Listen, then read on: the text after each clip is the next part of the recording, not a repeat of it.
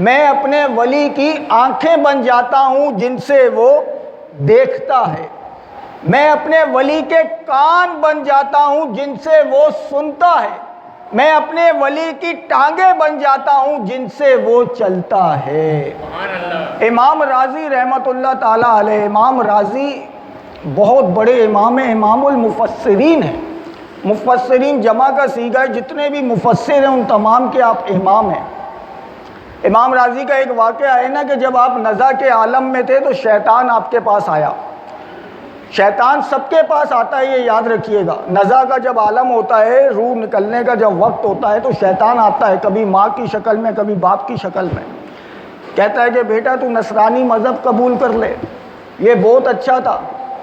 تو امام راضی بھی جب نزع کے عالم میں تھے نا تو شیطان آیا، کہتا ہے کہ راضی تو کس دلیل سے اللہ تبارک و تعالیٰ کو ایک مانتا ہے؟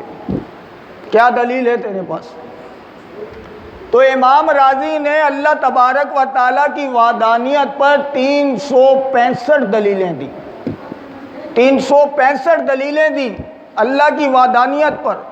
اگر میں آپ سے پوچھوں یا کوئی مجھ سے پوچھے کہ اللہ کی وحدانیت پر دلیل دو تو ہم 1 2 3 4 سے زیادہ نہیں دے سکیں گے۔ اللہ ایک ہے، اس پر ہمارے پاس دلیل نہیں ہوگی۔ وہ امام راضی تھے، انہوں نے 365 دلیلیں دی۔ اور آپ کو پتہ ہے کہ شیطان جو ہے نا وہ بھی فرشتوں کا استاد رہ چکا ہے، اس کے پاس بھی بہت زبردست علم ہے۔ وہ جب کسی کو گمراہ کرتا ہے تو اس کی ذہنی سطح پر اتر کے گمراہ کرتا ہے۔ اگر کسی عام شخص کو گمراہ کرے گا تو ویسے ہی گمراہ کرے گا، کسی پکے نمازی کو گمراہ کرے گا تو اس کے ذہنی سطح کے مطابق کرے گا، کسی عالم کو کرے گا تو اس کی ذہنی سطح، اور اگر کسی ولی کو کرے گا تو اس کی ذہنی سطح پر اتر کے جتنا اس کے پاس علم ہوگا ویسے۔ تو شیطان نے 365 کی 65 دلیلوں کو رد کر دیا۔ اپنے علم سے مناظرے میں یہی ہوتا ہے، اگر کوئی ایک پاورفل دلیل دے نا، وہ اس سے زیادہ پاورفل دلیل دے تو اس کی دلیل رد ہو جاتی ہے۔ تو شیطان نے 365 کی 65 دلیلوں کو رد کر دیا اپنے علم سے۔ اب سوچیں کہ شیطان کے پاس کتنا زبردست علم ہوگا، کیا ہم اس کا مقابلہ کر سکتے ہیں؟ وہ تو ہمارا کھلا دشمن ہے۔ اسی لیے کہا کہ اولیاء کرام کا دامن تھامو تو انشاءاللہ شیطان آپ کا کچھ نہیں بگاڑ پائے گا۔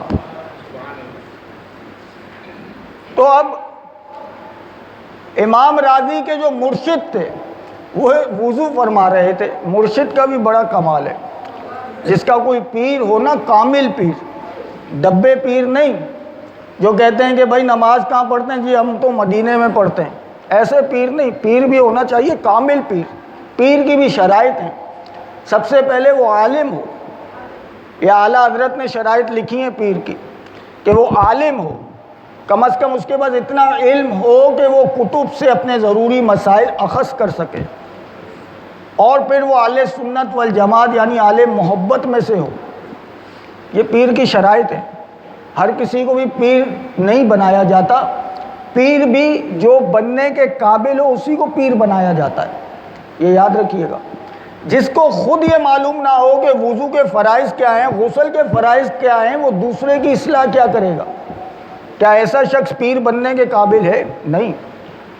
تو اسی لیے اعلیٰ حضرت نے لکھا کہ پیر سب سے پہلے عالم ہوگا، اس کے پاس اتنا علم ہو کہ وہ دوسرے کی اصلاح کر سکے، تبھی تو وہ کسی کو اپنا مرید کرے گا۔ اگر اس کو خود کے پاس علم نہیں ہے، خود کو مسائل نہیں معلوم، تو وہ اپنے مریدوں کو کیا سکھائے گا؟ کچھ بھی نہیں سکھائے گا۔ تو امام راضی رحمت اللہ تعالیٰ علیہ کے جو پیر تھے وہ وضو فرما رہے تھے۔ آپ نے جب دیکھا کہ میرا مرید راضی شیطان کے چنگل میں پھنس چکا ہے تو آپ نے وہیں سے وضو کا قطرہ پھینکا اور کہا کہ راضی تو اس سے کہہ کیوں نہیں دیتا کہ میں بنا دلیل کے اللہ کو ایک مانتا ہوں؟ سبحان اللہ۔ جب آپ نے یہ کہا تو وہاں سے شیطان بھاگ گیا۔ تو اس لیے میرے مسلمان بھائیوں، امام راضی یہ ہیں، میں ان کا یہ واقعہ بتا رہا ہوں۔ امام راضی لکھتے ہیں کہ جو اللہ تعالیٰ نے یہ ارشاد فرمایا نا کہ میں اس کے کان بن جاتا ہوں، میں اس کے ہاتھ بن جاتا ہوں، میں اس کی آنکھیں بن جاتا ہوں، اس کے پاؤں بن جاتا ہوں، کیا مطلب؟ کیا اس شخص کے پہلے کان نہیں تھے، پہلے اس کی آنکھیں نہیں تھی، پہلے ہاتھ نہیں تھے، تو اللہ تبارک و تعالیٰ نے جو یہ ارشاد فرمایا، یہ کس لیے ارشاد فرمایا؟ تو پھر اس کی تفسیر کرتے ہوئے لکھتے ہیں کہ بات دراصل یہ ہے کہ اللہ تبارک و تعالیٰ ارشاد فرماتا ہے کہ یتقرب الیہ بالنوافل، جب میرا ولی، میرا بندہ نوافل کے ذریعے میرا قرب حاصل کرتا ہے تو میں پھر اس پر اپنے قرب کا پہلا دروازہ کھولتا ہوں، اور پھر اس کی شان یہ ہوتی ہے، یعنی اس کی آنکھیں بن جاتا ہوں۔ کیا مطلب؟ کہ اس کی آنکھوں میں ایک ایسا نور داخل کرتا ہوں کہ اس نور کی پھر شان یہ ہوتی ہے سمیع القریب والبعید۔ فرمایا کہ پھر وہ دور و نزدیک سے برابر دیکھتا ہے، وہ یہاں بیٹھ کر وہاں دیکھتا ہے۔ اس کی دلیل بخاری شریف کی حدیث ہے، حضرت عمر رضی اللہ تعالیٰ عنہ جمعے کا خطبہ دے رہے ہیں، نیاون کے پہاڑوں میں حضرت ساریہ جنگ کر رہے ہیں، 1400 کلومیٹر کا فاصلہ ہے۔ حضرت عمر منبر پر کھڑے ہو کر خطبہ دے رہے ہیں، خطبہ دیتے دیتے کہتے ہیں کہ یا ساریۃ الجبلا، جبل کہتے ہیں پہاڑ کو، فرمایا اے ساریہ حملہ ہونے والا ہے، پہاڑ کی اوٹ میں ہو جا۔ 1400 کلومیٹر کا فاصلہ ہے، 1400 کلومیٹر دور کون دکھا رہا ہے؟ تو یہ وہی نور ہے کہ اللہ فرماتا ہے پھر میں اپنے بندے کی آنکھیں ہو جاتا ہوں جن سے وہ دیکھتا ہے۔ تو پھر جو ہے حضرت ایک شخص وہاں بیٹھا ہوا تھا، اس نے حضرت علی کرم اللہ وجہ الکریم کے کان میں کہا کہ حضرت عمر پر جنون تو طاری نہیں ہو گیا؟ کہا 1400 کلومیٹر دور حضرت ساریہ جنگ کر رہے ہیں، یہاں سے یہ کہہ رہے ہیں۔ تو حضرت علی نے کہا چپ کر کے بیٹھ، جدھر میں ہاتھ ڈالوں ادھر بھی کام ہو جاتا ہے، جہاں عمر ہاتھ ڈالے وہاں بھی کام ہو جاتا ہے۔ اب اللہ تعالیٰ ارشاد فرماتا ہے میں اس کے ہاتھ ہو جاتا ہوں۔ اس کا کیا مطلب؟ حضرت سلیمان علیہ السلام کا دربار لگا ہوا ہے، اور حضرت سلیمان علیہ السلام نے جن سے کہا کہ مجھے تخت بلقیس چاہیے جو 1000 سال کی مسافت پر ہے۔ جن نے کہا کہ حضور میں حاضر کر دیتا ہوں۔ کہا کتنی دیر میں؟ فرمایا حضور آپ کی محفل جب ختم ہوگی اس سے پہلے حاضر کر دوں گا۔ حضرت سلیمان علیہ السلام نے کہا مجھے اس سے پہلے چاہیے۔ تو پھر حضرت آصف بن برخیہ کھڑے ہوئے، آپ کے وزیر تھے، اللہ نے ان کو ایک کتاب کا علم دیا تھا، عالم تھے، ولی تھے، وہ کھڑے ہوئے، کہا کہ حضور میں لے کر آتا ہوں۔ کہا کتنی دیر میں؟ فرمایا آپ کی پلک جھپکنے سے پہلے۔ آئے ہائے ہائے، سبحان اللہ، یہ ہے ولی کی شان، یہ ہے ولی کی پاور۔ اللہ تبارک و تعالیٰ نے پہلے جن کو کھڑا کیا تاکہ دنیا کو بتا سکے کہ جن کی پاور سے زیادہ ایک ولی کی پاور ہوتی ہے، جن کی پاور سے زیادہ ایک ولی کی پاور ہوتی ہے۔ تو یہ نہیں پوچھا کہ حضور وہ رہتی کہاں ہے، اس کا گھر کہاں ہے، اس کا گھر کون سے محلے میں ہے؟ فرمایا حضور میں لے کر آؤں گا آپ کی پلک جھپکنے سے پہلے۔ اور آپ نے ہاتھ بڑھایا، 1000 سال کی مسافت ہے، ارے 1000 سال کی مسافت سے آپ نے تخت بلقیس کو حاضر کر دیا۔ یہ اللہ تعالیٰ ارشاد فرماتا ہے میں اپنے ولی کے ہاتھ ہو جاتا ہوں جن سے وہ پکڑتا ہے۔ تو اس لیے میرے مسلمان بھائیوں، شیخ عبد القادر جیلانی رضی اللہ تعالیٰ عنہ تمام ولیوں کے سردار ہیں۔ اللہ تعالیٰ نے ارشاد فرمایا کہ اے میرے محبوب، جو رتبہ ہم نے آپ کو نبیوں میں عطا کیا وہی رتبہ ہم نے اس کو ولیوں میں عطا کیا۔ سبحان اللہ۔ تو حضرت شیخ عبد القادر جیلانی رضی اللہ تعالیٰ عنہ غوثیت کے مقام پر فائز ہے۔ ایک آپ کا واقعہ میں عرض کرتا ہوں۔ 3 کتب جو تھے ان کو اللہ تبارک و تعالیٰ نے اڑنے کی طاقت دی تھی۔ ایک شخص آیا تو کیا دیکھا کہ ایک شخص جو ہے آپ کے دربار پر پڑا ہوا ہے اور کہتا ہے کہ مجھے معاف کر دیں، مجھے معاف کر دیں، ہاتھ پاؤں اس کے مفلوج ہوئے میں۔ تو آپ کے مرید نے کہا کہ حضور غوث پاک رضی اللہ تعالیٰ عنہ کو حضور اسے معاف کر دیں، اس کی غلطی کیا ہے؟ فرمایا جانتے ہو یہ کون ہے؟ فرمایا نہیں۔ فرمایا یہ ابدال ہے، ابدال۔ یہ ابدال وہ لوگ ہوتے ہیں کہ جن کی وجہ سے اللہ تبارک و تعالیٰ بارش برساتا ہے، زمینوں میں اناج اگاتا ہے، یہ وہ ابدال ہوتے ہیں۔ بڑا مقام ہے ابدال کا، اور وہ ابدال جو ہے وہ مفلوج ہو کر پڑا ہوا ہے۔ حضور اس کی غلطی کیا تھی؟ فرمایا یہ 3 ابدال تھے جن کو اللہ نے اڑنے کی طاقت دی، یہ اڑ رہے تھے۔ جب میری خانقاہ آئی تو ایک نے کہا کہ حضرت شیخ عبد القادر جیلانی کی خانقاہ آ گئی، ایک دائیں طرف ہٹ گیا، ایک بائیں طرف ہٹ گیا۔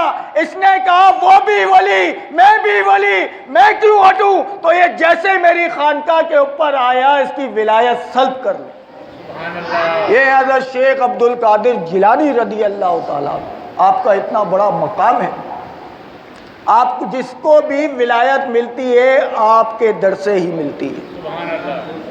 ایک مرتبہ جب آپ نے یہ اعلان فرمایا، آج میں انشاءاللہ 1:30 بجے ختم کر دوں گا، کیونکہ بہت سے لوگوں نے کہا ہے کہ جی ہمارے پاس ٹائم نہیں ہوتا اور آپ بہت لمبا کر دیتے ہیں، تو میں انشاءاللہ آج 1:30 بجے ختم کر دوں گا، اور آپ لوگوں سے بھی گزارش ہے کہ پھر 1 بجے تک مسجد میں آ جایا کریں، تاکہ انسان کچھ بیان تو کرے، جو بیان کرے اس کو سمجھ بھی تو آئے۔ تو اس لیے 1 بجے تک جو ہے آ جایا کریں، تو پھر میں انشاءاللہ جلدی ختم کر دوں گا۔ تو آپ نے جب یہ اعلان فرمایا کہ میرا قدم ہر ولی کی گردن پر، تو تمام ولیوں نے گردنیں جھکا دی۔ علماء ارشاد فرماتے ہیں کہ جو ولی ماں کے پیٹ میں تھے انہوں نے وہاں پر گردن جھکائی۔ ایک ولی تھے جنہوں نے کہا کہ وہ بھی ولی، میں بھی ولی، میں کیوں گردن جھکاؤں؟ آج بھی یہ ہوتا ہے نا، علماء کرام میں بھی حسد کا مادہ بہت زیادہ ہوتا ہے۔ بولا وہ بھی عالم، میں بھی عالم، تو کیا کریں بھائی؟ تو ایسا نہیں ہونا چاہیے۔ ادب ضروری ہے، اگر آپ سے بڑا کوئی عالم ہے، آپ سے بڑا ہے، تو اس کی عزت کریں۔ یہ نہیں کہ وہاں پہ اگر جی وہ بھی عالم ہے تو میں بھی عالم ہوں، میں کیا کروں؟ نہیں، ادب کریں۔ اللہ نے اگر اسے زیادہ علم دیا ہے تو آپ اس کا ادب کریں، یہی تقاضا ہے۔ تو انہوں نے کہا وہ بھی ولی، میں بھی ولی، میں کیوں گردن جھکاؤں؟ ٹھیک ہے۔ اچھا، حضور غوث پاک رضی اللہ تعالیٰ عنہ نے کہا تھا کہ جو ولی گردن نہیں جھکائے گا اس کی گردن پر خنزیر کا قدم ہوگا۔ ایک ولی کی زبان سے بات نکلی، اور اللہ تعالیٰ حدیث قدسی میں فرماتا ہے کہ جب میرا ولی میری جناب میں ہاتھ اٹھاتا ہے نا، تو پھر میں اس کے ہاتھوں کو خالی نہیں پلٹاتا، میں پھر اس کے ہاتھوں کو خالی نہیں پلٹاتا۔ تو کیا ہوا کہ یہ مریدین کے ساتھ حج کرنے کے لیے جا رہے تھے، حج کرنے کے لیے گئے تو ایک جگہ پر انہوں نے پڑاؤ ڈالا، تو وہاں پر ایک نصرانی کی لڑکی تھی، اس پر ان کا دل آ گیا پیر صاحب کا۔ پیر صاحب نے کہا کہ یار یہیں پر تھوڑے دن اور رک جاؤ، آگے بعد میں جائیں گے۔ مریدین نے کہا پیر صاحب تو بگڑ گئے، یہ پیر صاحب کیا کر رہے ہیں؟ تو آدھے مریدین تو جو ہے وہ ساتھ چھوڑ کے نکل گئے، انہوں نے بولا بھائی پیر تو جو ہے وہ بگڑ گیا۔ 2 مرید جو تھے نا، وہ بڑے سچے پکے مرید تھے، میں تھوڑا سا مختصر کر کے سنا رہا ہوں۔ دو مرید جو تھے وہ بڑا عقیدت کرتے تھے، وہ کہتے تھے یار ہم پیر کو نہیں چھوڑیں گے، کیا ہوا ایک دم سے؟ وہ ان کی محبت میں گرفتار ہوئے، وہ جوگنگ کرنے جاتی تو یہ بھی ساتھ میں جاتے۔ تو انہوں نے ان کے والد سے کہا کہ جی میں آپ کی بیٹی سے شادی کرنا چاہتا ہوں۔ انہوں نے کہا اچھا تم کچھ دن یہاں پر رکو، میں تمہارا چال چلن دیکھوں گا، اس کے بعد پھر اپنی بیٹی کا ہاتھ تمہارے ہاتھ میں دوں گا۔ اب وہ لڑکی جو جاتی تھی تو اس کے پاس ایک خنزیر تھا، وہ خنزیر کو بھی واک پہ لے کر جاتی تھی۔ تو یہ پیر صاحب بھی جو ہے اس کی محبت میں اس کے ساتھ واک پر جاتے۔ ایک دن کیا کہا کہ لاؤ اس خنزیر کو، تمہارے اس خنزیر کو میں اپنے کندھوں پر اٹھا لوں۔ تو اس لڑکی کی محبت میں انہوں نے اس خنزیر کو اپنے کندھے پر اٹھا لیا، اور حضور غوث پاک کی وہ بات پوری ہو گئی کہ جس کی گردن پر میرا قدم نہیں ہوگا اس کی گردن پر خنزیر کا قدم ہوگا، اور وہ بات پوری ہو گئی۔ اب کیا ہوا جی، مریدین جو ہے وہ جو 2 مریدین تھے وہ چھپ چھپ کر روتے تھے اور دیکھتے تھے کہ اور دعا کرتے تھے یا اللہ عز و جل ہمارے پیر پر رحم فرما، اتنا قابل پیر تھا اور اسے یہ کیا ہو گیا۔ اچھا وہ وقت آ گیا کہ جب ان کی شادی ہونی تھی، انہوں نے کہا کہ بھائی تیرے ایک ہاتھ میں خنزیر کا گوشت ہوگا اور ایک ہاتھ میں شراب ہوگی، یہ تجھے پینی پڑے گی اور اس کے بعد تیرا جو ہے وہ شادی ہوگی۔ تو یہ اس پر بھی راضی ہو گیا، کیونکہ جب شہوت انسان پر غالب آ جائے یا بدبختی اس پہ غالب آ جائے تو عقل جو ہے وہ بند ہو جاتی ہے۔ تو اسی لیے کبھی بھی غرور و تکبر نہیں کرنا چاہیے، چاہے کوئی نمازی ہو، عالم ہو، موذن ہو، اسے دوسرے کو دیکھ کر جو ہے کبھی بھی غرور و تکبر نہیں کرنا چاہیے، بلکہ جو غیر نمازی ہے اس کے لیے دعا کرنی چاہیے، اللہ تعالیٰ اسے بھی نمازی بنا دے، اللہ تعالیٰ اسے بھی میری طرح بنا دے۔ کہتے ہیں کہ شرابی سے نفرت نہ کرو، شراب سے نفرت کرو۔ ایسے نہیں کوئی شراب پیتا ہے تو آپ اس کی اصلاح کرنا ہی چھوڑ دیں، نہیں، آپ شراب سے نفرت کریں، اس سے نفرت نہ کریں۔ ہو سکتا ہے کہ آپ جب اس کی اصلاح کریں وہ اللہ تعالیٰ اسے ہدایت دے اور وہ نمازی بن جائے۔ تو اسی لیے میرے مسلمان بھائیوں، پھر کیا ہوا کہ ایک ہاتھ میں شراب کا گلاس تھا اور ایک ہاتھ میں خنزیر۔ اب وہ مریدین روتے تھے، روتے روتے انہوں نے جب غور و فکر کرنا شروع کیا کہ ہمارے پیر پر یہ زوال آیا کیسے، تو وہ اس نتیجے پر پہنچے کہ جب حضور غوث پاک نے یہ اعلان کیا تھا تو اس نے گردن نہیں جھکائی تھی، یہ اسی کا نتیجہ ہے۔ تو انہوں نے وہیں سے پکارا، یا غوث المدد، یا غوث ہمارے پیر کو بچا لیجئے، اس کو معاف فرما دیجئے، ہم آپ سے وعدہ کرتے ہیں کہ اسے آپ کی بارگاہ میں لے کر آئیں گے اور توبہ کروائیں گے۔ وہیں پر انہوں نے دیکھا کہ اس کا ہاتھ کب کپایا، شراب کا گلاس نیچے گرا، خنزیر کا گوشت نیچے گرا، وہ یہ کہتے ہوئے اٹھا کہ میں ایک لڑکی کے لیے ایمان کا سودا کر دوں۔ جب انہوں نے یہ کہا اور دوڑ لگا دی، اور مریدین بھی آپ کے پیچھے پیچھے، پیر صاحب رکیے رکیے، اس کی آنکھوں سے پردے اللہ تعالیٰ نے ہٹا دیے تھے، ان مریدوں کی وہ دعا قبول ہو گئی تھی۔ تو پیر صاحب کو روکا اور کہا، پیر صاحب نے مریدوں سے، اللہ کا کرم ہو گیا کہ اللہ تبارک و تعالیٰ نے مجھے بچا لیا۔ فرمایا کہ پتہ ہے کہ یہ کرم ہوا کیسے؟